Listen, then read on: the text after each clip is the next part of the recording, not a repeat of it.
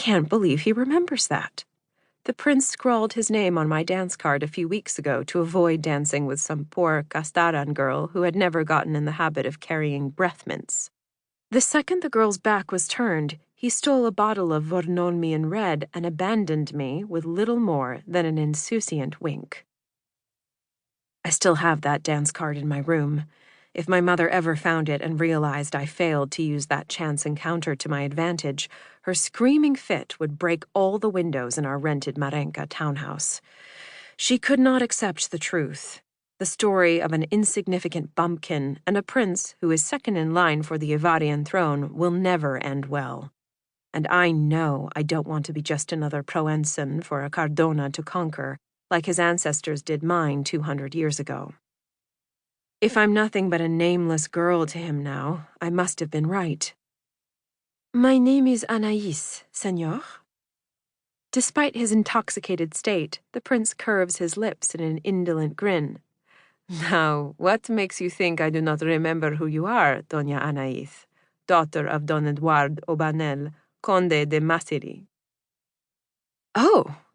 Well, whether he's drunk or bored or trying to stir up a bit of scandal, I am not in the mood to indulge him. Not after everything I've already had to endure at the hands of people like him. Maybe the fact that it's taken you all this time to remember me? Only the last remnants of my dignity stop me from clapping my hands over my mouth. Leo is almost as taken aback by my insolence as I am, tucking his chin into the gilt-embroidered collar of his black tailcoat and letting go of the hilt of his sheathed sword. Briefly distracted by the way his gray-gold brocade waistcoat sets off his bronzed complexion, I almost miss the fact that he's slowly grinning back at me. Luckily, my lady, I'm no oath-breaker. If I promised you a dance you shall have. Somewhere my mother is surely swooning. I manage to stay upright for now, but giddy disbelief still rushes through my veins as I take his hand and let him lead me to the center of the dance floor. Couples bow and part as he passes, my scarlet skirts casting nearly as wide a berth as those of the ladies already glaring daggers at me behind their fans. If I may be so bold, he says once the music has begun, what has been the highlight of your time in the capital this season, Doña Anaïs? Oh, the picnics at the riverside, I suppose. I add with a wry undertone. At least I didn't spend them praying the sun would evaporate me. Ah, nothing quite so alluring as sweat in the capital. I'll bet you're missing Provençan weather terribly by now, aren't you? Well, not just the weather, senor. Provença is my home. Is it me, or does he set his jaw slightly? Then this place, he says quietly, must feel like your own personal hell. For a moment, I think he understands the costs of merely existing as a Provençan in the heart of the Ivarian court. But that can't be. He's the prince of these vipers. Isn't he?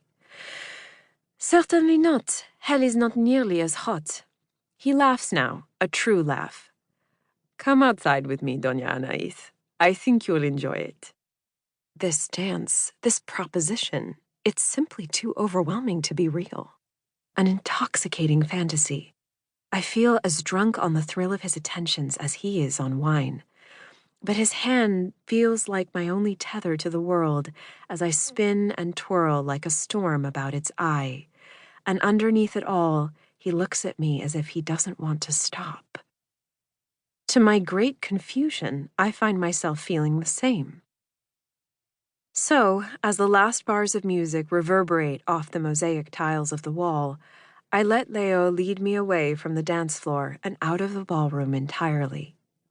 Over the last 400 years, the Cardona kings have turned the Alcázar Real, a medieval fortress crowned with arched gateways and sun-kissed bell towers, into a seat of power carved in their own image, modern and glorious. That extends to the Mirror Garden, where Leo leads me.